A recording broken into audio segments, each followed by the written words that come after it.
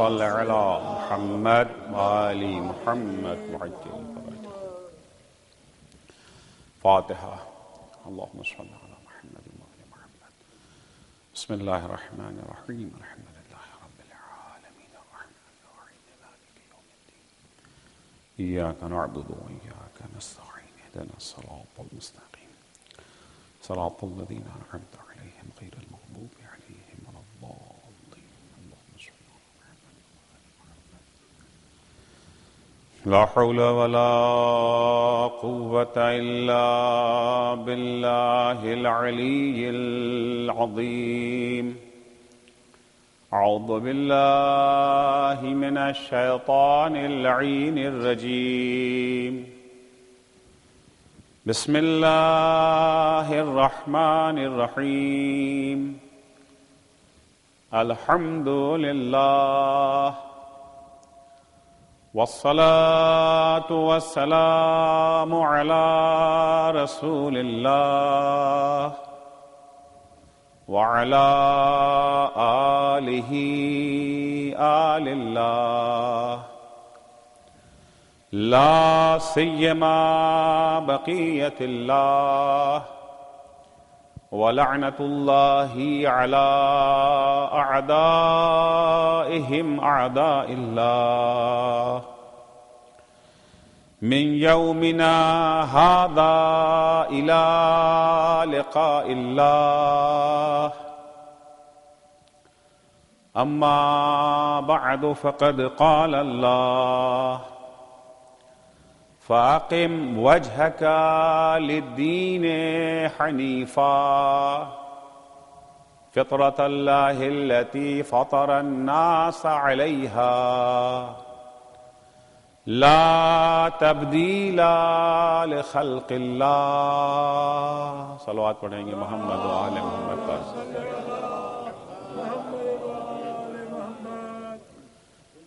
عزیزان گرامی، جو سلسلہ گفتگو چاند رات سے شروع ہوا تھا وہ آج انشاءاللہ اختتام پذیر ہو رہا ہے. مقصد انقلاب حسینی اور پیغام کربلا. امام حسین علیہ السلام کے صلی اللہ محمد مقاصد کو بیان کرتے ہوئے عرض کیا تھا، 7-8 مقاصد عرض کیے تھے کہ اس میں ایک اہم مقصد ہے حفاظت دین،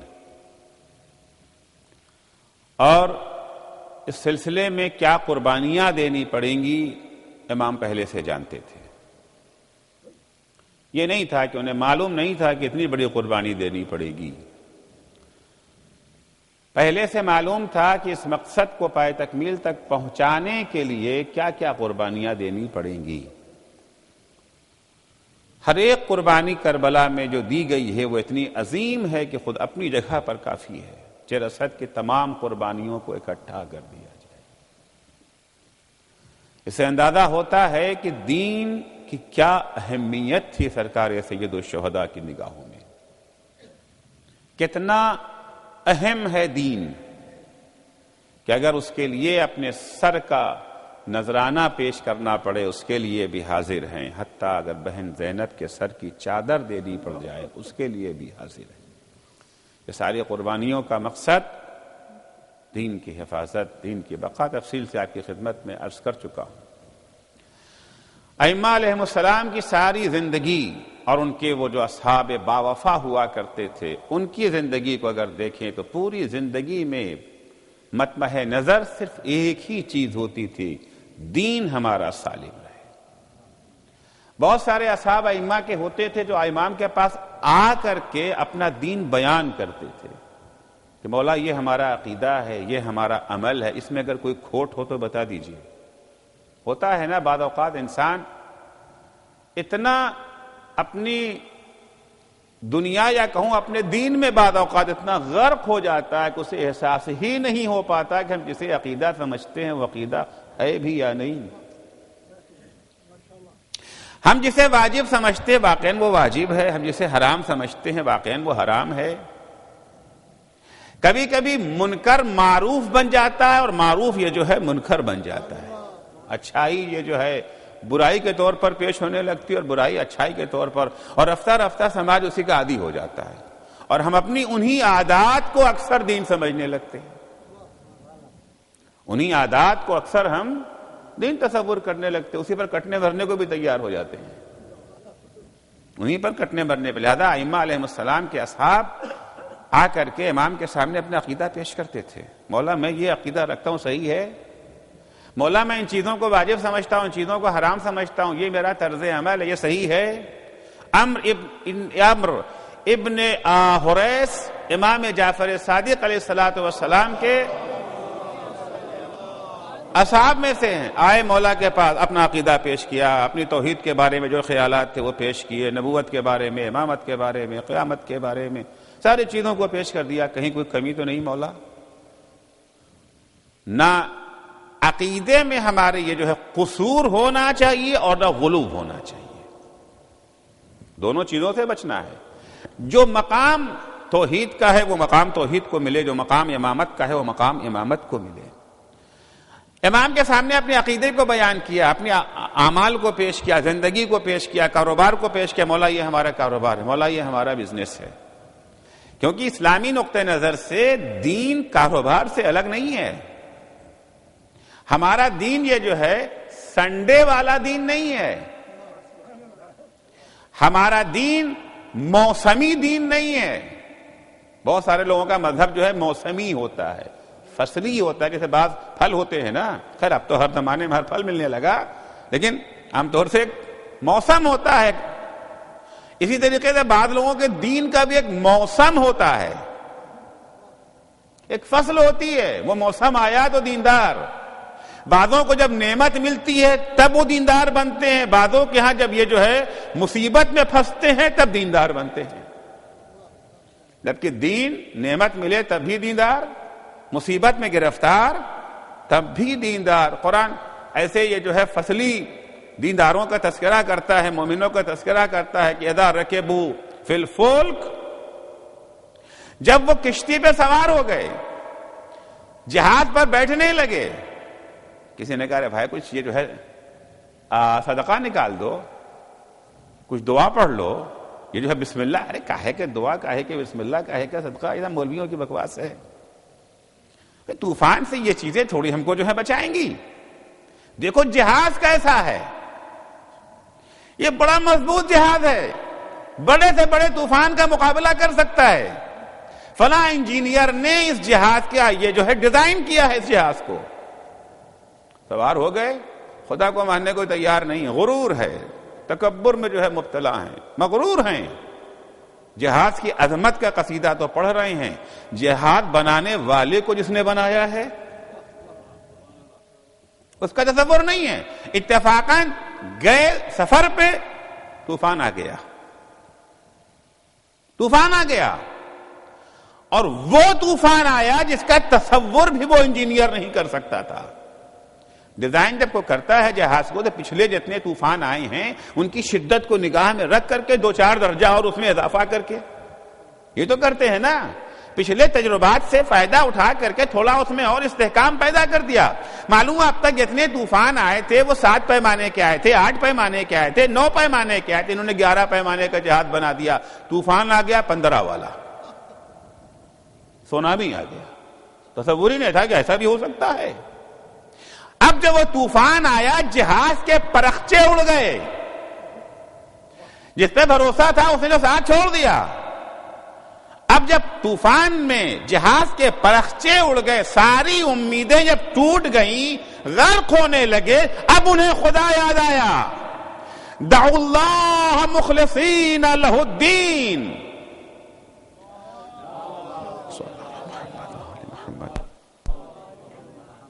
پورے خلوص اعتماد کے ساتھ اللہ کو آواز دینا شروع کر دیا. اسے آواز دی, خدایا بچا سکتا ہے جو تو بچا سکتا ہے, پورے اخلاص کے ساتھ. وہ بھی کتنا کریم ہے, وہ بڑا کریم ہے, وہ تانے نہیں دیتا. ہمارے ہاں اگر کوئی ہمیں اپنے اچھے حالات میں نہ پوچھے اور برے حالات میں ہمارے دروازے پر آئے تو ہم کہتے نا اب آئے ہو، اب تمہیں ہماری یاد آئی. لیکن وہ کریم کسی کو تانا نہ دے، جب بھی آ جاؤ اس کے دروازے پر. شرط ہے کہ فرعون کی طرح مت آنا، پورے اخلاص کے ساتھ اگر پکارو گے، کتنا ہی اسے بھلائے رکھو وہ تمہاری مدد کے لیے تیار ہے. فَدَعُوا اللَّهَ مُخْلِصِينَ لَهُ الدِّينَ، جب پورے اخلاص سے اللہ کو پکارا اس نے ان کی مدد کی. ڈوبتے ہوئے کو کنارے پہ لگا دیا. فَلَمَّا نَجَّ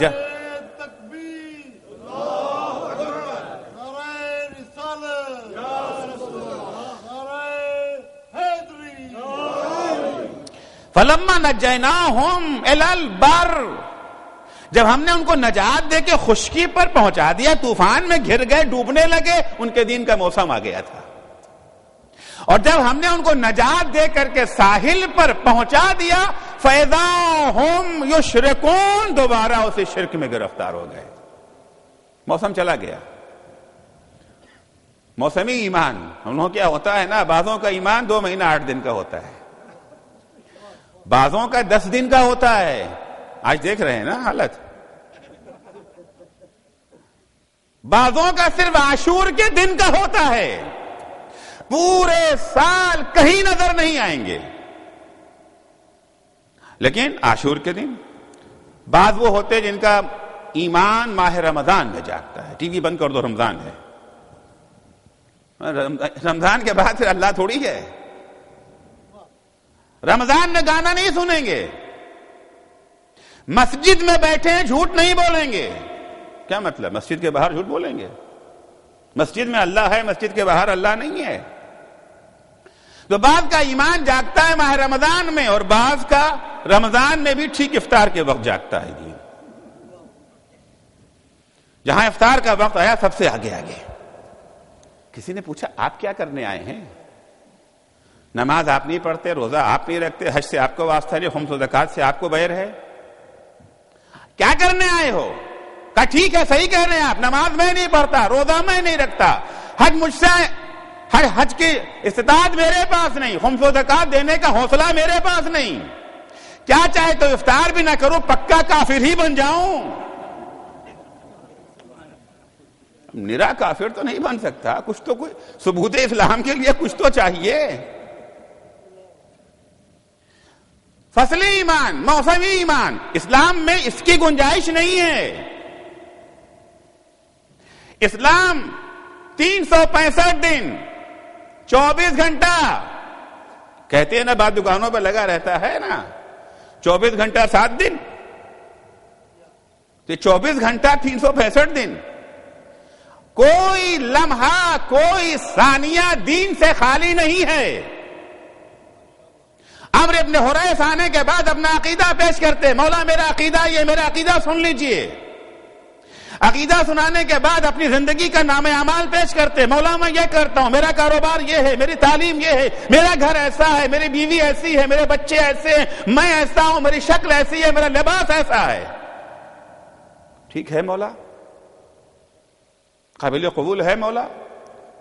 صرف نہیں کہ بدعشور کے دن مولا کو شکل دکھائیں گے، 365 دن کی پوری شکل اپنے مولا کے سامنے پیش کر دی. مولا اگر کہیں کمی ہے تو اس کی اصلاح کر لو. مولا نے کہا شاباش، ماشاءاللہ، نہیں واقعا تمہارا عقیدہ بھی صحیح ہے، تمہارے اعمال بھی صحیح ہیں. کیا کہنا ہے اس شخص، کتنا خوش بخت ہے وہ شخص جس کے عقیدہ و عمل کی توثیق امام کر دے. نہیں عمرو حریث، 2 باتیں یاد رکھنا. عمرو ابن حریث ٹھیک چل رہے ہو، 2 باتیں یاد رکھنا. ان 2 باتوں کا خیال نہ رکھو گے تو لغزش ہو سکتی ہے. شیطان بیکار نہیں بیٹھا ہے، جال بچھا رکھا ہے. لقد نصب ابلیس حبائلہ فی دار الغرور. ابلیس نے اس پرفریب دنیا میں جگہ جگہ اپنے جال بچھا رکھے ہیں، اور اس کا ٹارگٹ کون ہے؟ کس کے پیچھے جاتا ہے؟ لا یقصد فیہا الا اولیاءنا. شیطان کا ٹارگٹ صرف اور صرف ہمارے چاہنے والے ہیں. شیطان بیکار کے کام نہیں کرتا، اپنا وقت یہ برباد نہیں کرتا. دوسروں کے پیچھے جا کے کیا کرے گا؟ وہ تو پہلے ہی سے بہکے ہوئے ہیں. وہ تو پہلے ہی سے گمراہ ہیں. جنہوں نے دامن اہل بیت کو چھوڑ رکھا ہے وہ کچھ بھی کر لیں, نجات تو انہیں ملنی نہیں ہے نا, ان کو تو چھوڑ رکھا ہے, تمہارے پیچھے پڑا ہے. لا یقصد فیہا الا اولیاءنا, لہذا ہمارے چاہنے والوں کو آنکھ کان کھول کر رہنا چاہیے پوری بصیرت کے ساتھ, لغزش نہ ہونے پائے. عمرو ابن حریث, تمہارا عقیدہ بھی بہت اچھا ہے, تمہارے اعمال بھی بہت اچھے ہیں, مکمل تمہارا دین سالم دین ہے, کوئی اس میں کمی کوئی کھوٹ نہیں پائی جاتی. دو باتوں کا خیال رکھنا, ایک زبان کو کنٹرول میں رکھنا, اپنی زبان کو کنٹرول میں رکھنا. اگر زبان کو تم نے کنٹرول سے باہر کر دیا, آؤٹ آف کنٹرول اگر تمہاری زبان ہو گئی تو تمہارا دین گیا. سینکڑوں گناہ ہیں جن کا تعلق اسی زبان سے ہے. اور عمرو ابن حریث جو میں نے تائید کر دی تو مغرور نہ ہو جانا کہ میں وہ ہوں جس نے اتنا اچھا عقیدہ اختیار کر لیا, جس کا اتنا اچھا عمل. عمرو ابن حریث یہ مت کہنا کہ یہ میں نے حاصل کیا ہے, بلکہ عمرو ابن حریث ہمیشہ خدا کا شکر ادا کرنا, اس نے تمہیں راہ راست پہ لگا دیا ہے. آج اگر تم راہ راست پہ ہو تو یہ اس کی عطا ہے, تمہارا کمال نہیں ہے. ایک صلوات پڑھیں گے محمد و آل محمد پر. تو سارا خیال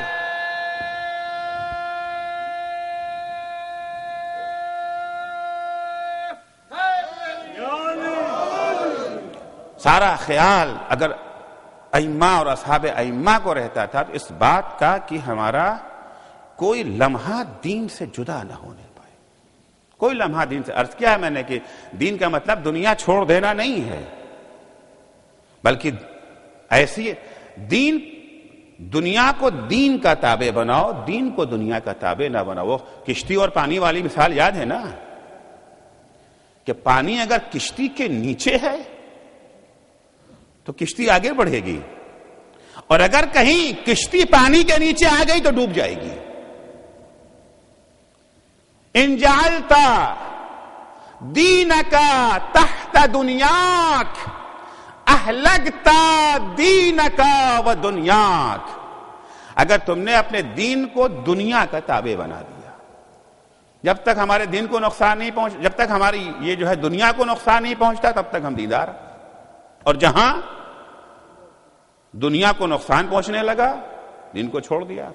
ان جعلت دینک تحت دنیاک اہلکت دینک و دنیاک, نہ تجھے دین ملے گا نہ تجھے دنیا ملے گی. نمونے پیش کر چکا ہوں.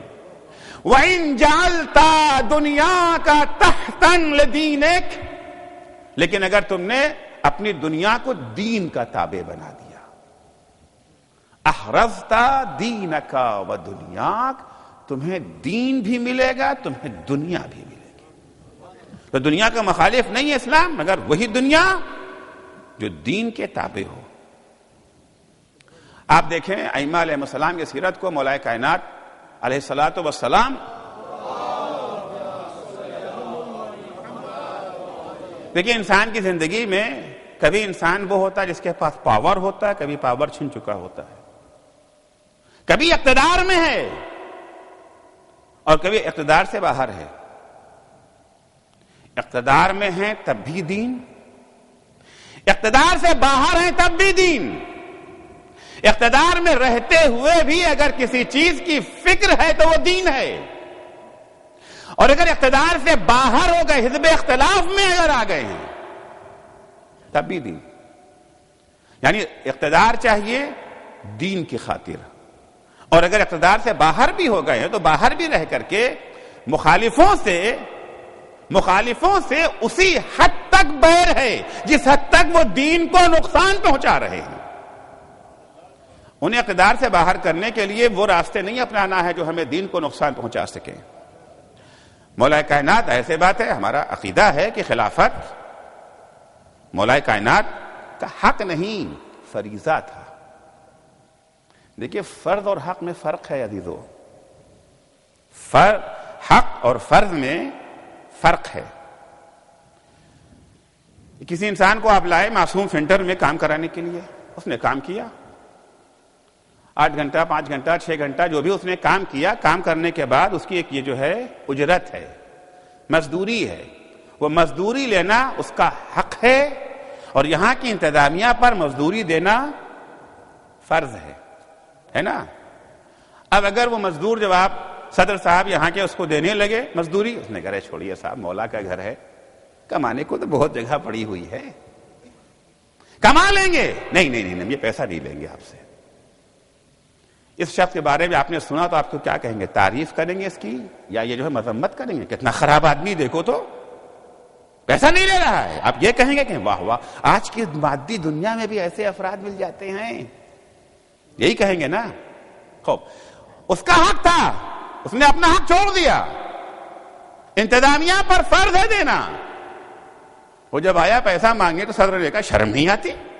مولا کے گھر میں بھی، یہاں بھی تو پیسہ لوگو، بھاگ جاؤ، نکل جاؤ۔ نکل گیا، اب راستے میں روتا جا رہا۔ آپ نے کہا کیا ہو گیا؟ کہا صبح سے شام تک کام کیا تھا ان کے ہاں، بچے انتظار میں تھے کہ 4 پیسہ گھر میں آئے گا، یہ کہتے ہیں بھاگ جاؤ، مولا کا گھر ہے۔ آپ سن کے کیا کہیں گے؟ صدر صاحب کی تعریف کریں گے؟ ماشاءاللہ کتنا اچھا صدر ہے، کتنا اچھا صدر ہے، کام کراتا ہے، پیسہ دیتا ہی نہیں ہے۔ کیا کہیں گے آپ؟ سب مذمت کریں گے صدر کی، کیوں نہیں آپ نے اس کو دیا اجرت؟ تو حق اگر چھوڑ دیا جائے تو قابل تعریف، اور فرض اگر چھوڑ دیا جائے لائق مذمت۔ مولا اگر خلافت کا تقاضا کرتے تھے حق سمجھ کے نہیں، فرض سمجھ کر کے، فرض سمجھتے تھے۔ خطبہ یہ جو ہے شقشقیہ میں مولا نے اس کو واضح کر دیا ہے، لولا قیام الحجہ، لولا حضور الحاضر وقیام الحجت بوجود الناصر وما اخذ الله على العلماء الله يقر على كذة ظالم ولا ثقب مظلوم لألقيت حبلها على غاربها ولسقيت آخرها بكاس أولها۔ میں جو خلافت میں اپنے حق کی بات کرتا ہوں کہ ہمیں منصب ملنا چاہیے تھا، اس لیے نہیں کہ یہ ہمارا حق ہے۔ مولا فرماتے ہیں کہ اگر یہ جو ہے مدد کرنے والوں کا ہجوم نہ ہوتا، اور اللہ نے جو عہد و پیمان لیا ہے علماء سے وہ عہد و پیمان نہ ہوتا۔ اللہ کا عہد و پیمان علماء سے کیا ہے؟ مسجد میں فقط 2 رکعت نماز پڑھا دینا، جس کو ہمارے ہاں کہہ دیا گیا ہے کہ ملا کی دوڑ مسجد تک، اس کے آگے اگر اس نے کچھ کرنا چاہے خبردار آگے نہیں بڑھنا، تمہاری حد ختم ہو گئی، تمہاری حد ختم ہو گئی، اس کے آگے نہیں بڑھنا، تجاوز نہیں کرنا، اپنی حد میں رہو، اپنے خانے میں رہو۔ مولویوں کو کیا مطلب ہے ان چیزوں سے؟ مسجد میں آؤ، نماز پڑھو، چپ چاپ اپنے گھر جاؤ۔ مولا فرماتے ہیں کہ ما اخذ اللہ علی العلماء، وہ جو عہد اللہ نے علماء سے لیا ہے، علماء سے اللہ نے کیا عہد لیا ہے؟ اللہ یقر علی کذۃ ظالم ولا ثقب مظلوم، مظلوموں کی بھکمری اور ظالموں کی شکم پوری پہ خاموش نہ بیٹھیں۔ علماء سے عہد لیا ہے، علماء کا کام صرف نماز پڑھا دینا، 2 کمیل پڑھا دینا، نماز جمعہ پڑھا دینا، یہ جو ہے ضمنی کام ہے۔ اصل کام جو علماء کا ہے وہ یہ ہے کہ جہاں کہیں ظلم ہو رہا ہے اس کے خلاف آواز اٹھائیں، مظلوموں کی حمایت کریں، مظلوموں کو ظالموں سے یہ جو ہے نجات دینے کی کوشش کریں، اور یہ حکومت کے بغیر نہیں ہو سکتا، یہ حکومت کے بغیر نہیں ہو سکتا، نصیحتوں کے ذریعے سے یہ کام انجام پذیر نہیں ہو سکتا۔ نصیحتیں سب تھوڑی قبول کرتے ہیں، بعض وہ ہوتے ہیں، وہ ہمارے ہاں اردو میں جو ہے ضرب المثل ہے نا، کچھ بھوت بات نہیں سمجھتے، لات سمجھتے ہیں، ہے نا۔ اللہ نے ہم سے عہد لیا ہے امت کی زعامت کا، امت کی حکومت کا اللہ نے عہد ہم سے لیا، اس لیے میں نے خلافت کو قبول کیا ہے، وَإِلَّا مہار خلافت کو میں اس کے کانوں پہ ڈال دیتا۔ اگر یہ جو ہے شطور خلافت کی مہار کو میں نے اپنے ہاتھوں میں لے لیا ہے تو اس لیے لیا ہے۔ اسلام مولا کائنات، ایک زمانہ وہ ہے کہ جب مولا کو یہ حق نہیں دیا گیا، پھر میں لفظ حق بار بار استعمال کرتا ہوں، یہ اس میں یہ کیا ہے؟ فرض ہے۔ مولا کو اللہ نے پیغمبر کے ذریعے غدیر میں اعلان کرا دیا تھا، سب کو معلوم تھا، مگر بہرحال ان کو محروم کر دیا گیا۔ محروم کر دیا گیا۔ اگر ہمیں کسی عہدے سے ہٹا دیا جائے تو ہمارا کیا حال ہوتا ہے، ہمارا کیا حشر ہوتا ہے؟ کوشش یہ ہوتی ہے ادارے کی اینٹ سے اینٹ بجا دیں، یہی ہوتے ہیں عام طور سے۔ کسی حکومت میں وزیر اعظم، کل تک ہم تھے وزیر اعظم، ہم کو ہٹا دیا گیا، اب ہمیں ملک کی فکر کم ہوتی ہے، اپنے دوبارہ واپس آنے کی فکر زیادہ ہوتی ہے۔ یہی تو ہوتا ہے نا بھائی، وہ ان کی ٹانگ کھینچ رہے ہیں، وہ ان کی ٹانگ کھینچ رہے ہیں، تاک میں بیٹھے ان سے غلطی ہو اور ان کو ہم بتائیں۔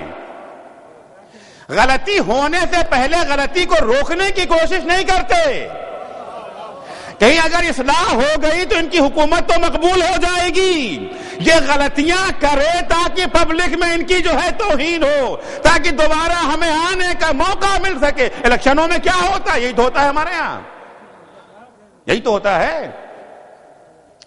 لیکن مولا کائنات کا کیا رول تھا؟ مولا نے نہ صرف یہ کہ تخریب نہیں کیا بلکہ امداد کرتے تھے ان کی۔ غصہ ہو کر کے بائیکاٹ کر کے مولا گھر نہیں بیٹھ گئے، جاؤ جہنم میں چلا کے دیکھو کیسے چلتی ہے، کیا مولا نے؟ مولا آتے تھے، یہ جو ہے مدد کرتے تھے۔ سوال آیا ہے روم سے، شاہ روم نے سوال بھیجا ہے، کس کے پاس؟ فنا کے پاس نہیں، خلیفہ پیغمبر کے پاس بھیجا ہے۔ یاد رکھیے گا، سوال خلیفہ پیغمبر کے پاس آیا ہے، اگر جواب نہ ملا یا غلط جواب ملا، فلاں بدنام نہیں ہوگا، خلیفہ رسول اللہ بدنام ہوگا، یعنی رسول اللہ بدنام ہوں گے۔ ہونے دو بدنام، پتا تو لوگوں کو جو بہرحال چل جائے کہ یہ جو ہے کتنے پانی میں ہیں۔ نہیں، مولا فوراً جواب نہیں مانو، ہم جواب دیتے ہیں، ہم جواب دیتے ہیں۔ ارے تمہارے ساتھ یہ ہوا، تمہارے گھر پہ آگ اور لکڑی لے کے آ گئے، تمہارے ساتھ یہ زیادتی، یہ ناانصافی، سب کچھ ہوا کرے، یہ ساری چیزیں میری ذات پہ ہوئی ہیں، لیکن جب دین پہ حملہ ہوگا تو میں خاموش نہیں بیٹھوں گا۔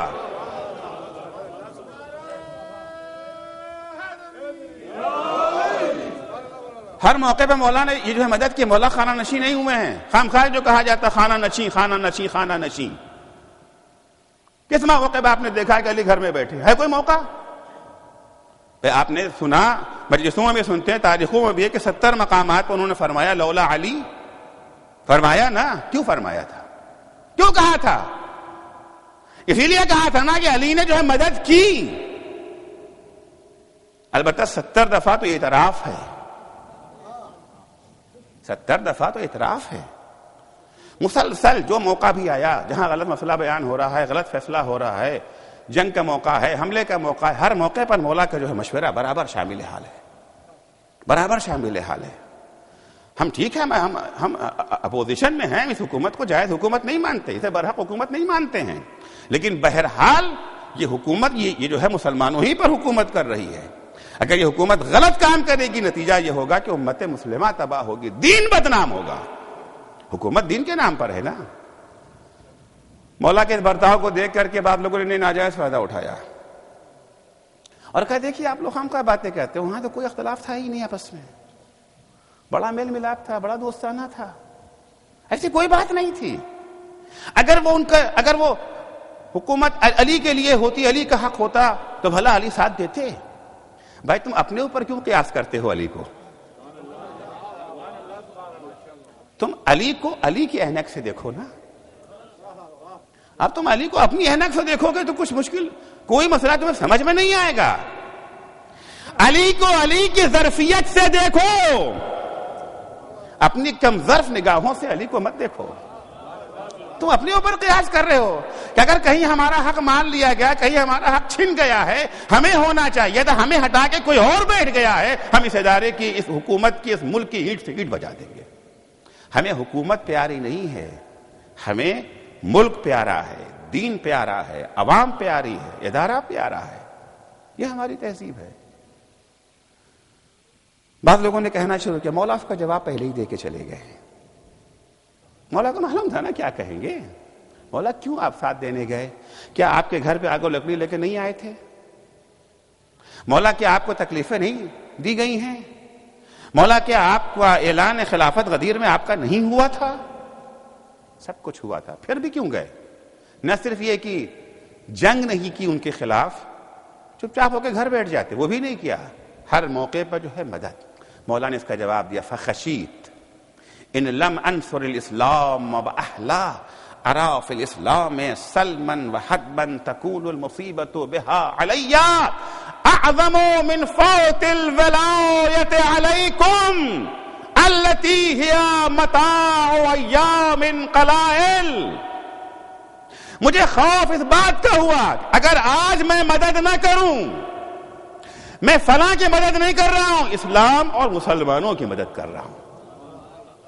فخشیت ان لم انصر الاسلام واہلا، اگر مسلمان اور اہل اسلام کی مدد نہ کروں، نتیجے میں تکون فی الاسلام حدما وسلما، اسلام کو ایک ایسا نقصان پہنچے گا، اسلام کو نقصان پہنچنے کی مصیبت میرے لیے خلافت کے چلے جانے کی مصیبت سے کہیں زیادہ ہے. خلافت چھن گئی، یہ ایک مصیبت ہے، لیکن بہرحال خلافت ہے تو چند ہی دنوں کی نا. التی ہی متاع ایام قلائل، 10 سال 20 سال 25 سال 50 سال 100 سال مولا حکومت کرتے، اس کے بعد تو بہرحال مولا فرماتے یہ حکومت چند دنوں کی تھی، مگر دین کو ہمیشہ باقی رہنا ہے. میں اگر ساتھ دے رہا ہوں اس لیے نہیں کہ مجھے ان سے اختلاف نہیں ہے، اس لیے نہیں کہ مجھے شکایت نہیں ہے، اس لیے نہیں کہ مجھ پہ ظلم نہیں ہوا ہے، اس لیے نہیں کہ میرے ساتھ زیادتی نہیں، سب کچھ ہوا ہے. میں وہ منظر بھول تھوڑی سکتا ہوں جب میرے دروازے پہ آگ و لکڑی لے کر کے آئے تھے. میں اس جسارت کو فراموش نہیں کیا، ہم نے کیا ہے، لیکن ان سب چیزوں کو دین پر قربان کر دیں گے، دین کے خاطر سب. حتیٰ جب مولا کائنات اتنے سارے یہ جو ہے مظالم جب ہوئے، اس پر سکوت اختیار کیا. ظاہر سی بات ہے علی کوئی معمولی شخصیت کا نام تو نہیں ہے نا. علی وہی علی ہے جو فاتح خیبر ہے. عام طور سے لوگ کہتے یہ کیسے ممکن ہو سکتا ہے جو فاتح خیبر ہے، جو خندق و خیبر کا معرکہ جس نے سر کیا، جس نے عمرو ابن عبدود کے 2 ٹکڑے کر دیے، مرحب کے 2 ٹکڑے کر دیے، انتر کے 2 ٹکڑے کر دیے، یہ کیسے ممکن ہے کہ گھر پہ کوئی آ کے جسارت کرے اور وہ خاموش بیٹھا رہ جائے؟ وہی نہیں ہے، واقعہ جھوٹا ہے. بڑی آسانی سے سب کو جھوٹ قرار دے دیا، بڑی آسانی سے. اس کا جواب مولا نے دیا، اور جواب دینے کا انتظام شہزادی زہرا نے کیا ہے. بظاہر بیوی کا یہ جملہ علی پر اعتراض کی شکل میں ہے، علی پر اعتراض کی شکل میں ہے، لیکن یہ اعتراض نہیں ہے. یہ اعتراض نہ ہوتا تو وہ جواب ظاہر نہ ہوتا. قم میں ہم جب پڑھتے تھے، آیت اللہ اعتمادی ہمارے ایک استاد تھے، تو ان کے یہاں صاحب آتے تھے، بہت اعتراض کرتے تھے، اور وہ ہر زمانے میں ان کے یہاں آتے تھے. یعنی کبھی وہ اس کلاس سے فارغ و تحصیل ہوتے ہی نہیں، آگے ہی نہیں بڑھتے تھے، سب کے ساتھ وہ ہوتے تھے اور اعتراض کریں. اور اعتمادی ذرا ان کو بگڑتے بھی تھے، پھر بعد میں جواب دیتے تھے. جب جواب دے لیتے تھے تو کھڑے ہو کے کہتے دیکھا اگر میں اعتراض نہ کرتا تو یہ کہتے، یہ تو آگے بڑھ جاتے ہیں. یہ نہ کہتے اس جواب کو سامنے لانے کے لیے میں اعتراض کر رہا. مجھے معلوم تھا اس کا جواب، میں جانتا ہوں جواب، مگر یہ اعتراض کر رہا ہوں تاکہ تم لوگ جان سکو.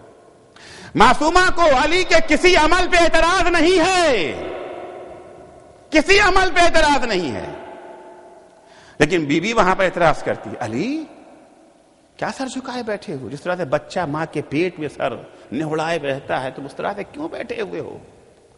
کہاں گیا وہ خیبر والا علی؟ کہاں گیا وہ بدر و احد والا علی؟ کیوں نہیں اٹھتے علی؟ مولا ایک دفعہ اٹھتے ہیں، تلوار کو نکالا، اچانک مسجد سے آواز آتی ہے اشہد ان محمد رسول اللہ.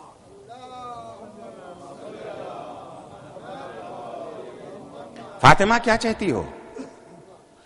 یہ آواز باقی رہے یا ختم ہو جائے؟ آج اگر میں نے تلوار اٹھا لی ان کے چھکے چھوڑا دوں گا. یہ ہے کس کھیت کی مولی؟ لیکن فاطمہ یاد رکھو یہ آواز آنی بند ہو جائے گی. فاطمہ کہتے نہیں نہیں نہیں، یہ آواز باقی رہے چاہے ہم پر کتنا ہی ظلم ہو جائے.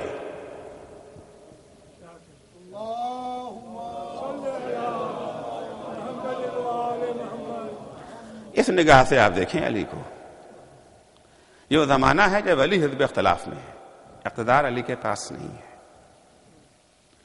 سارا عمل کاہے کے لیے؟ دین خدا باقی رہ جائے، دین خدا محفوظ، اپنی ذات کی کوئی پرواہ نہیں ہے. ہم تلوار نکالتے بھی ہیں تو دین خدا کے لیے، تلوار کو نیام میں رکھتے بھی ہیں. ہم نے خیبر میں تلوار نکالی دین خدا کے لیے، آج تلوار کو نیام میں رکھے ہیں تو دین خدا کے لیے. عزیزو، جب علی نے خیبر میں تلوار نکالی تھی، خیبر کو فتح کیا تھا، ہمیں نہیں معلوم کتنے یہودی اسلام لائے. لیکن ہاں، جس وقت علی کے گردن میں رسی کا پھندا ہے، علی سر جھکائے کھڑے ہیں اور تلوار نیام سے باہر نہیں نکال رہے، اس وقت ہم نے ضرور دیکھا 2 یہودی مدینہ آئے ہوئے تھے. جب ان کی ایک یہودی کی نظر جیسے ہی اس منظر پہ پڑی، اس نے فوراً کہا اشہد اللہ الہ الا اللہ اشہد ان محمد رسول اللہ. دوسرے ساتھی نے کہا یہ اسلام لانے کا کون سا موقع تھا؟ نہ کسی نے دعوت دی ہے، نہ کوئی تبلیغ ہے، نہ کوئی پیغام. یہ اچانک تمہیں کیا ہو گیا؟ کھڑے کھڑے تم اچانک اس شخص کو دیکھ رہے ہو جس کے گلے میں رسی ہے، جو سر جھکائے کھڑا ہے، اسے پہچانتے ہو؟ کہا نہیں میں نہیں پہچانتا. کہا میں پہچانتا ہوں، میں خیبر میں تھا. نام تو تم نے بھی سنا ہوگا. یہ وہی ہے جس نے خیبر کو 2 انگلیوں سے اکھاڑا تھا. یہ وہی ہے. اللہ اتنی شجاعت، اتنی طاقت ہونے کے باوجود اس طرح سے صبر کا جو ہے مظاہرہ کر رہا ہے. یہ صبر کی طاقت یا نبی کے پاس ہوتی ہے یا وسیع نبی کے پاس ہوتی ہے. اس کی خاموشی بتاتی ہے یہ برحق وسیع ہے اور وہ برحق نبی تھا. ایک صلوات پڑھیں گے محمد و آل محمد پر.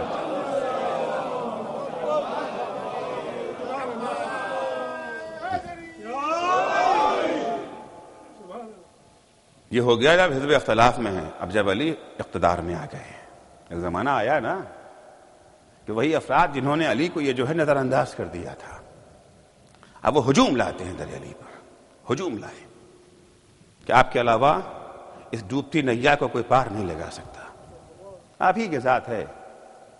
واقعاً حالات اتنے خطرناک ہو چکے تھے کہ حکومت سنبھالنا کوئی آسان کام نہیں تھا، خصوصاً اس کے لیے جو دین کو زندہ کرنا چاہتا ہے، جس کو حکومت برائے حکومت، جو دینی اقدار کو، اسلامی اقدار کا احیاء کرنا چاہتا ہے. جبھی مولا نے کہا تھا دعونی بلتمسوا غیری، جاؤ جاؤ چھوڑ دو مجھے.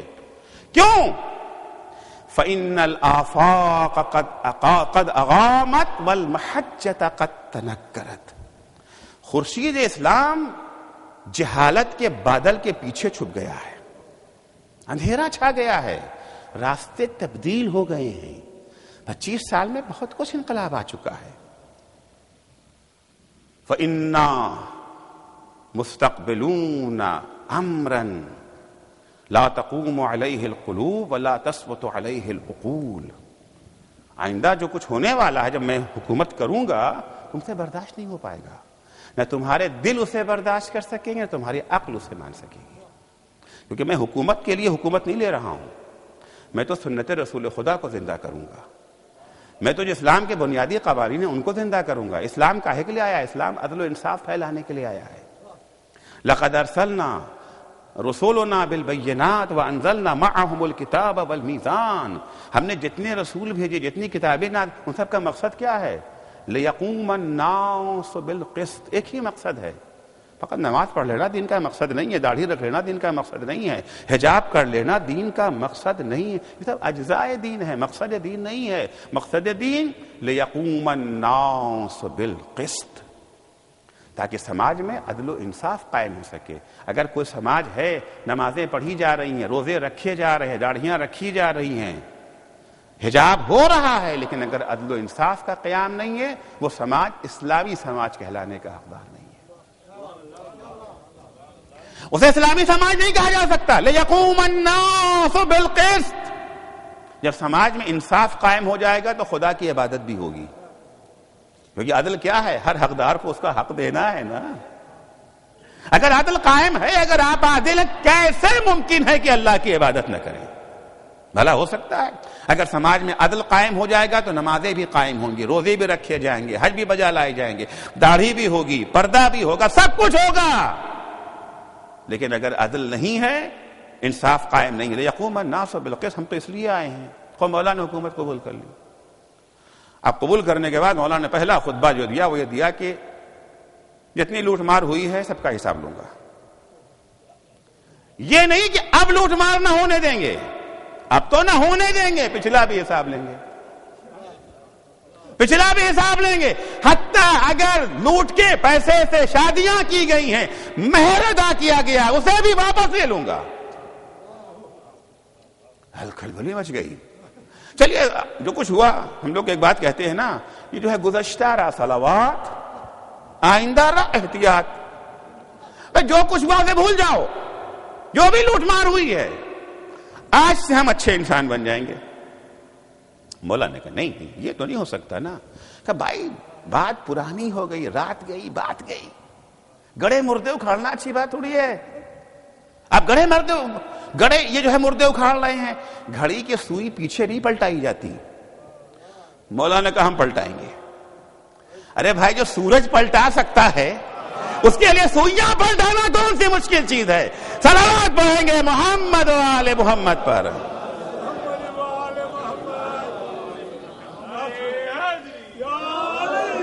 ہم پلٹائیں گے۔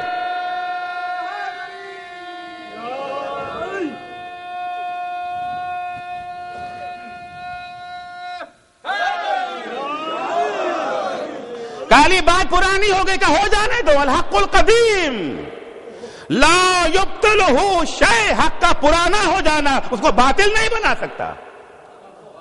حق تو حق ہے، 10 سال گزر جائے، 20 سال گزر جائے، 50 سال گزر جائے، اگر یہی معیار ہو جائے گا کہ قیامت میں کسی کو سزا نہ ملے گی۔ 10,000 سال پہلے فرعون نے غلطی کی تھی، اب آپ اس کو اٹھائیں گے؟ ہاں، گڑے مردے اکھاڑ نہیں تو اسلام ہے۔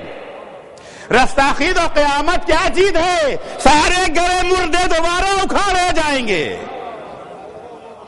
سب اکھاڑے جائیں گے۔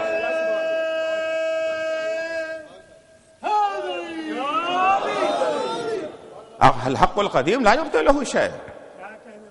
مولا بحقاق حق کرنے لگے، کنگ میکر پریشان ہو گئے۔ ہر جگہ پہ کچھ کنگ میکر ہوتے ہیں نا، جن کا پاور کنگ سے زیادہ ہوتا ہے۔ کنگ تو ان کے ہاتھ میں کھیلتا ہے، ذمہ داریاں کنگ کی اور سارا جو ہے مزہ کنگ میکر کا۔ اب کنگ میکر پریشان ہونے لگے، کیا کہہ رہے ہیں علی؟ تو سوچا شاید یہ تو الیکشن کی تقریر ہے نا، انتخابی تقریریں اور ہوتی ہیں، الیکشن کے موقع پر وہ ساری باتیں کہی جاتی ہیں جو عمل میں نہیں لائی جاتی۔ سوچا شاید یہ بھی ایک مرحلہ ہوگا، لیکن وہ جب علی نے دوسرے دن شروع کر دیا 3 درہم سب کو، ارے کچھ ہماری عزت کا بھی خیال ہے، غلام کو بھی 3، آقا کو بھی 3، وہ کالے کو بھی 3 اور ہم ہاشمی کو بھی 3۔ آئے علی کے بعد یہ کیا ہو رہا ہے بھائی؟ آپ تھوڑا سا کچھ دیکھیے، ہوتا کیا ہے نا، ہر نظام میں یہ ہوتا ہے کہ حزب حاکم جو ہوتی ہے، یہ جو ہے رولر پارٹی، اپوزیشن کا خیال رکھتی ہے۔ یاد رکھیے گا، ہر ملک میں یہی ہوتا ہے، اپوزیشن کو زیادہ ناراض نہیں کرتے ہیں۔ ٹھیک ہے 10 ہم کھائیں گے تو 5 آپ کو بھی کھلا دیں گے، تاکہ آپ چپ چاپ سے ہمارا کھانا دیکھتے تو رہیں۔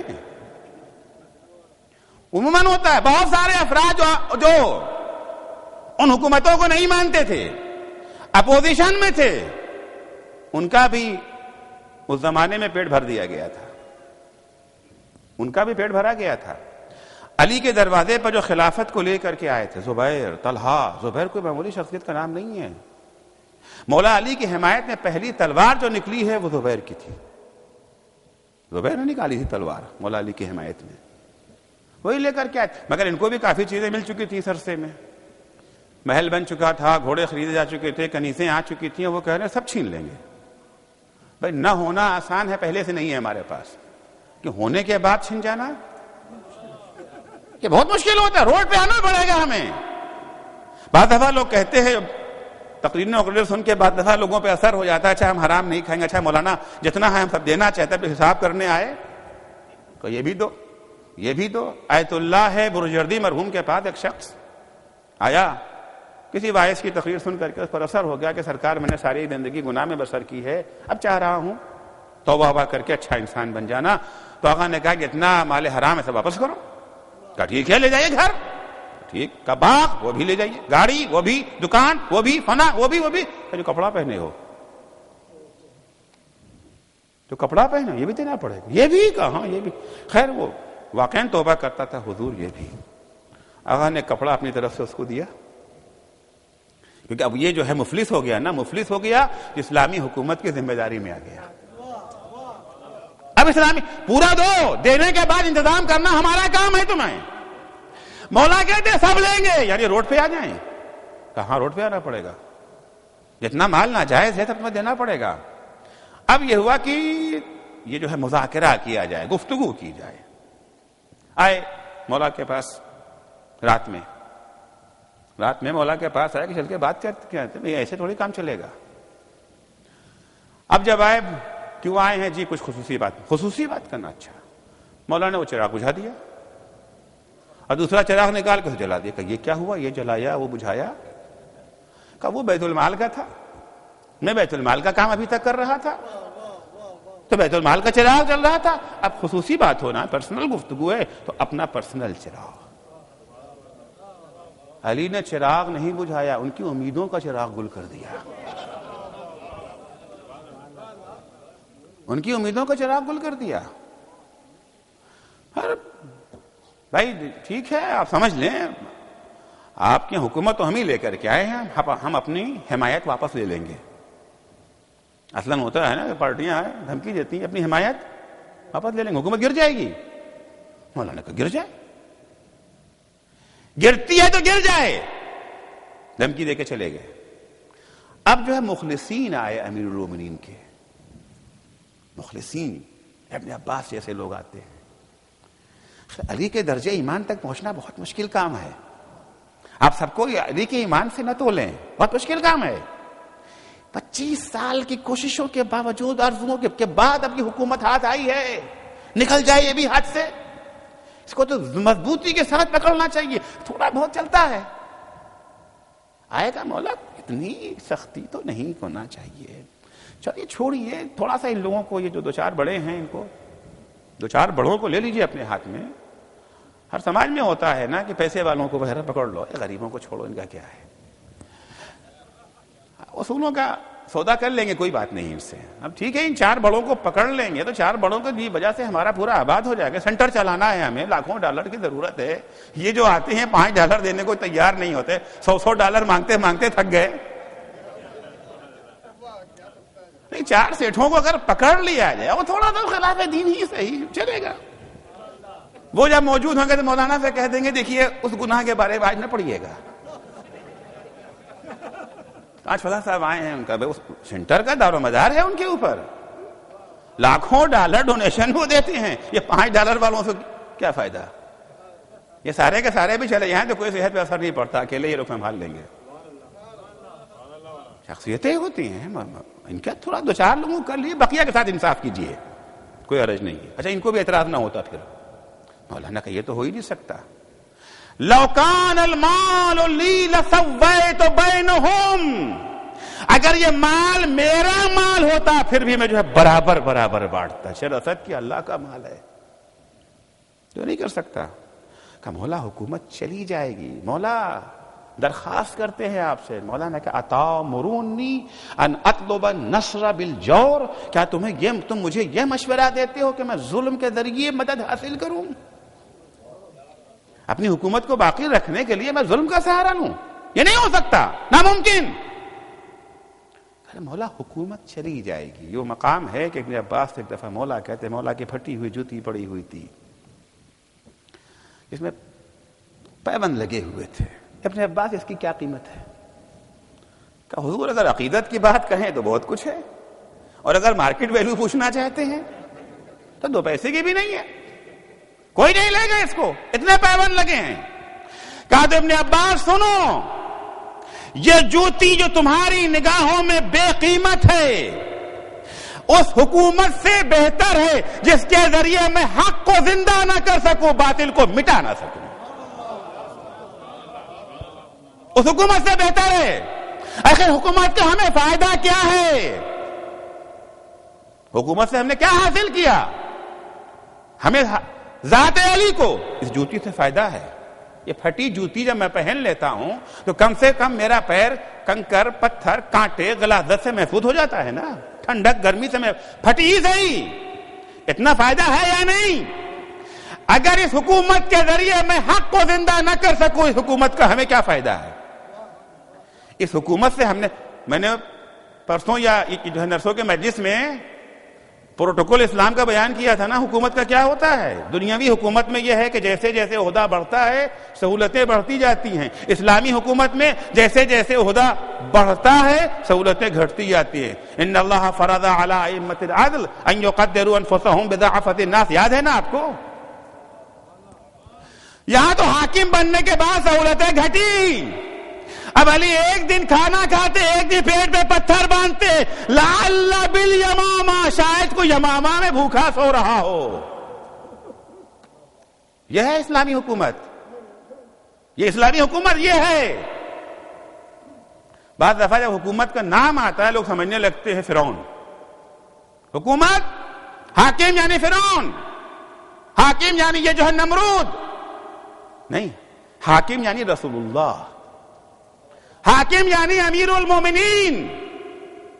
حکومت کا معنی یہ ہے، حکومت کا معنی وہ نہیں۔ جب کہا جاتا ہے کہ الرجال قوامون علی النساء، شوہر گھر کا جو ہے حاکم ہے، فوراً عورتیں جو ہے اٹھ کھڑی ہوتی ہیں، یہ کیسے ہو سکتا ہے؟ وہ کیسے حاکم ہو جائے گا؟ ارے تم نے حاکم کو فرعون کیوں سمجھا ہے؟ یہ حاکم یعنی علی، جس طرح سے علی حکومت کرتے تھے اس طرح کا حاکم شوہر کو بننا ہے گھر میں۔ پہلے بچے بیوی کھانا کھائیں گے، بعد میں اسے کھانا ہے۔ حاکم یعنی خادم، حاکم یعنی خادم۔ اب حکومت کا معنی تو سمجھیں، کیا ہے حکومت کا معنی؟ مخالفت شروع کر دیا، اسلام میں حکومت کہاں سے آ گئی؟ ولایت فقیہ اسلام میں کہاں سے آ گئی؟ یہ ولایت، ارے بھائی تو آپ نے سمجھا بھی ہے کہ ولایت کا معنی کیا ہے؟ آپ کے ذہن آلودہ ہیں، آپ نے ولایت کو کسی اور معنی میں لے کے، حکومت کو کسی اور، حکومت یعنی ہمیشہ شمر، یزید، مروان، عبد الملک، ہارون، مامون۔ یہ حاکم نہیں ہیں، یہ غاصب ہیں، یہ وہ ہیں جنہوں نے حق کو حقدار سے چھین لیا ہے۔ حاکم سے مراد یہ نہیں ہے اتامرونی ان اطلب النصر بالجور، تم یہ چاہتے ہو؟ اقتدار میں بھی آ گئے تو مقصد کیا ہے؟ دین، جو روح دین ہے وہ نہ مٹنے پائے، حکومت رہے چلی جائے۔ ہمیں حکومت سے کیا لینا؟ حکومت تو 4 دن کی چیز ہے۔ یہی ہوا، علی کی حکومت تو چلی گئی 4 سال 6 مہینے کے بعد، لیکن اصول تو آج تک باقی ہے نا۔ آج تک سب اصول جہاں بانی علی کو سلام کرتے ہیں، آج تک سب سلام کرتے ہیں، آج تک فرمان مالک اشتر دیکھ کے لوگ دنگ رہ جاتے ہیں۔ شنکر دیال شرما صدر تھے ہندوستان کے، تمام گورنروں کو اس کی کاپی انہوں نے بھیجی تھی، یہ علی کا ہے۔ آج تک باقی ہے نا، دین باقی ہے پورا۔ آپ اہل بیت کی زندگی، اصحاب کی زندگی دیکھ سے ایک ہی مقصد ہے، دین کی بقا۔ اس راہ میں کچھ بھی دینا پڑ جائے، مقصد حسین یہی، پیغام کربلا یہی، پیغام کربلا یہی ہے۔ خراج عقیدت حسین کو آنسو صرف نہیں ہے، آنسو تو جذبات ہیں، نکلیں گے ہی۔ محبت جس سے ہوتی ہے، جب اس پر یہ جو ہے مصیبت کا تذکرہ آتا ہے تو آنکھوں سے آنسو تو چھلک ہی پڑیں گے۔ تقاضائے محبت ہے، شرافت انسانی کی دلیل ہے آنسو،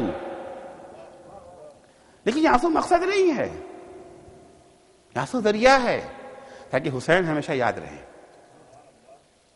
حسین یاد رہیں، قربانی حسین یاد رہے، مقصد کربلا بھی یاد رہے۔ آپ دیکھیں کہ حدیثوں میں، روایتوں میں رونے کا بہت ثواب ہے، اور وہ بھی زور سے رونے کا، زور سے رونے کا۔ 8ویں امام کے ہاں مجلس ہو رہی ہے، 8ویں امام کیا مجلس ہو رہی ہے، ذاکر مصائب کربلا پڑھ رہا ہے۔ شبیب امام کے ایک صحابی ہیں، منہ پہ رومال رکھے بیٹھے. ایک دفعہ امام کہتا ہے شبیب میرے جد کا مصائب پڑھا جا رہا ہے, تم رو نہیں رہے ہو؟ شبیب نے رومال کو ہٹا دیا. بولا دیکھیے آنکھوں سے کتنے آنسو جاری ہیں. کہا نہیں شبیب ایسے نہیں, اس طرح سے رو جیسے کوکھ جلی ماں روتی ہے. چیخ کے رو. یہ چیخنے کی تاکید کیوں ہے؟ چیخو تاکہ پتا چلے کربلا میں کیا ہوا, تاکہ پتا چلے کہ کربلا میں یہ سارے مصائب حسین نے کیوں برداشت کیے. یہ آنسو ہمارا ذریعہ ہے بقائے دین کے لیے. یہ آنسو مقصد ہے بقائے دین, ذریعہ یہ آنسو ہیں. اتنی تاکید ہے من بقا علی الحسین وجبت لہ الجنہ. روئے جنت واجب, رونے والے کی شکل بنا لے, رونے والے کی شکل بنا لے, کیونکہ مقصد تو احتجاج ہے نا, مقصد احتجاج ہے. رونے والے کی شکل بتا کر کے ہم کربلا کی یاد دلا رہے ہیں, مقصد ہمارا یہ ہے. تو سارا مقصد کربلا, پیغام کربلا, بقائے دین, ہر طرح کی قربانی. عرض کیا کہ امام حسین کو سب پتا تھا. جب چلنے لگے تھے مدینے سے تو محمد حنفیہ نے, پوری گفتگو آپ کے ذہن میں ہے نا, میں نے عرض کی تھی, جب سمجھانا شروع کیا ہے امام حسین نے کہ مجھے سب پتا ہے کیا ہونے والا ہے. کہا بھیا جب سب کچھ آپ جانتے ہیں کہ آپ بھی شہید ہو جائیں گے, عباس بھی شہید ہو جائیں گے, علی اکبر بھی شہید ہو جائیں گے, قاسم و محمد بھی شہید ہو جائیں گے, سب شہید ہو جائیں گے, تو بیویوں کو اپنے ہمراہ کہاں لے جا رہے ہیں؟ بیویوں کو مدینے میں چھوڑے جائیے, ہم ان کی حفاظت کریں گے. ایسا نہیں کہ حسین کو محمد حنفیہ پہ بھروسہ نہیں, بڑا بھروسہ ہے. امین وصیت نامہ یہ انقلاب کربلا قرار دیا ہے, ان کو اپنا جو ہے وصی بنایا ہے مدینے میں, تو معمولی اعتماد نہیں ہے. عجب جواب حسین نے محمد حنفیہ کو دیا, وہی جواب دیا ہے جو رسول خدا نے حسین کو جواب دیا تھا, پر ایک لفظ کی تبدیلی کے ساتھ. جب امام حسین رخصت آخر کے لیے نانا کے مدار پہ گئے تھے تو روتے روتے روتے روتے غش آ گیا. خواب میں نانا سے کہتے نانا کیا آپ کی قبر میں تھوڑی سی جگہ حسین کے لیے نہیں ہے؟ میرے لال ان اللہ شاء یراک قتیلا, میرے لال اگر تم کربلا نہ جاؤ گے تو میرا دین نہیں بچے گا. دین کی بقا کے تمہارا کربلا جانا ضروری. وہی جواب امام حسین محمد حنفیہ کو دیتے ہیں, ان اللہ شاء یراہن سبایا. اے بھیا بقائے دین کے لیے میری بہنوں کا اسیر ہونا ضروری ہے. اگر میری شہادت ضروری ہے تو زینب کی اسیری بھی ضروری ہے. شہادت کاہے کے لیے؟ بقائے دین کے لیے. اگر میں کربلا میں شہید ہو گیا لوگوں کو بتائے گا کون کہ میرا بھیا کیوں شہید ہوا, حسین کربلا میں کیوں مارے گئے. بنی امیہ نے اپنے یہ جو ہے پروپیگنڈوں کے ذریعے ایک ایسا ماحول قائم کر رکھا تھا کہ لوگوں کو خبر نہیں تھی کربلا میں کیا ہو رہا ہے. عالم اسلام, پورے عالم اسلام تو دور کی بات ہے, کوفہ جو کربلا سے ملا ہوا شہر ہے, عمر سعد کی فوج ساری کوفے ہی سے گئی ہے. کوفے والے بھی ابھی تک بے خبر ہیں کہ کربلا میں کیا ہو گیا ہے. اور یہ فوج جب پلٹ کے جاتی نا, اتنا گھرونا جرم کر کے گئی تھی, یہ تو خود سے نہ بتاتی کہ ہم نے کیا کیا ہے. لیکن نظام تھا. الحمدللہ الذی جعل اعداءنا من الحمقاء. امام سجاد فرماتے ہیں حمد صلی اللہ کے ہمارے دشمنوں کو احمق بنایا ہے. اگر اسیر کر کے در بدر نہ پھراتا نا تو شاید اتنا ذلیل نہ ہوتا یزید اور ابن زیاد. وہ اہل بیت کو ذلیل کرنا چاہتا تھا, خود ذلیل ہوا. اب جو اہل بیت اسیر ہو کے آئے ہیں کوفے میں, راوی کہتا ہے میں حج کر کے پلٹ رہا تھا. میں جب کوفہ پہنچا تو میں نے دیکھا, راستے میں کوفہ پڑ رہا تھا, دیکھا کہ یہاں تو آج جشن کا سماں ہے, عید جیسا ماحول ہے, دکانیں بند ہیں, لوگ نئے نئے کپڑے پہنے ہیں. میں کوفے کا رہنے والا تو نہ تھا مگر کوفے کے حالات سے باخبر ضرور تھا. میں جانتا تھا کہ آج ان کی کوئی عید کا دن نہیں ہے, کوئی خوشی کا دن ان کے ہاں نہیں ہے. آخر وجہ کیا ہے؟ میں رک گیا. ایک شخص سے میں نے پوچھا بھائی یہ خوشی کا سبب کیا ہے, یہ نئے نئے کپڑے کیوں پہنے گئے ہیں؟ وہ کہتا کیا تم کوفے کے باشندے؟ نے کہا نہیں میں کوفے کا باشندہ نہیں ہوں. اس نے کہا خاکم بدہن الیاض ثم یاض اللہ. کربلا میں ایک خارجی نے امیر المومنین کے خلاف خروج کیا تھا, وہ کربلا میں مارا گیا ہے, اس کے اہل بیت اسیر ہو کر کے آ رہے ہیں, ہم اسی کی خوشی منا رہے ہیں. اسی اسیروں کے قافلوں کا تماشا کرنے کی تیاری کر رہے ہیں. کون مارا گیا؟ خارجی مارا. یہ کوئی نہیں کہہ رہا کہ راکب دوش رسول مارا گیا. یہ کوئی نہیں کہہ رہا کہ لخت جگر فاطمہ زہرا مارا گیا. یہ کوئی نہیں کہہ رہا کہ دلبند علی مرتضی مارا گیا. خارجی مارا گیا. کہتا ہے میں کھڑا ہو گیا، دیکھیں کہاں کے خارجی ہیں، کون ہے، اپنے وطن واپس جائیں گے تو لوگوں کو واقعہ بیان کریں گے. وہ کہتا ہے کہ میں ایک کنارے کھڑا ہو گیا کہ اتنے میں دیکھا کہ قافلہ داخل ہو رہا ہے. آگے آگے کچھ نیزے ہیں، نیزوں کے اوپر کچھ سر نصب ہیں. جب میں نے سروں کو دیکھا چہرے سے ان کے نور برس رہا ہے. مجھے بڑا تعجب ہوا، یہ کیسے خارجی ہیں جن کے چہرے اتنے نورانی. ابھی اسی سراب کے عالم میں تھا کہ میں نے دیکھا کچھ ناقے آ رہے ہیں جن پر نہ محمل ہے نہ کجاوا ہے. کچھ بیویاں بیٹھی ہیں جن کے سر برہنا ہیں، ہاتھوں میں رسیاں بندھی ہوئی ہیں، ان کی گودیوں میں کچھ چھوٹے چھوٹے بچے ہیں.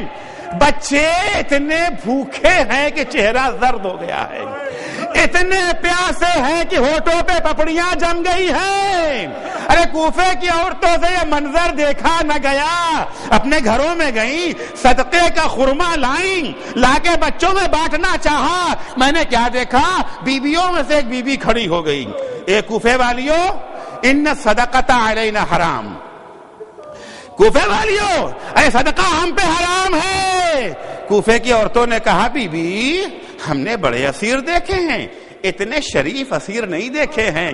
بھوک کا یہ عالم ہے، چہرے زرد ہو گئے ہیں، پیاس کا عالم، ہونٹوں پہ پپڑیاں جم گئی ہیں، اور شرافت کا یہ عالم کہ ہم صدقہ نہ کھائیں گے. صدقہ من ای البلاد انتن، آخر تم ہو کون؟ تم لوگ کہاں کی رہنے والی ہو؟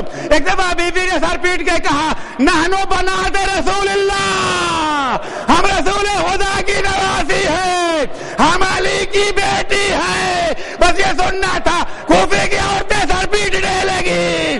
واہ محمدہ، واہ علیہ، واہ حسینہ، الا لعنت اللہ علی قوم الظالمین. وسيعلم الذين ظلموا أي منقلب ينقلبون. بار الہ واسطہ ہے محمد و آل محمد کا، ہماری اس مختصر سی عبادت کو قبول فرما. بار الہ ہمیں توفیق عنایت فرما کہ ہمارا دین دائمی دین ہو. پالنے والے تجھے محمد و آل محمد کا واسطہ، شہدائے کربلا کا واسطہ ہے. ہمیں توفیق عنایت فرما کہ ہم عقیدے میں بھی مومن ہوں اور عمل میں بھی مومن ہوں.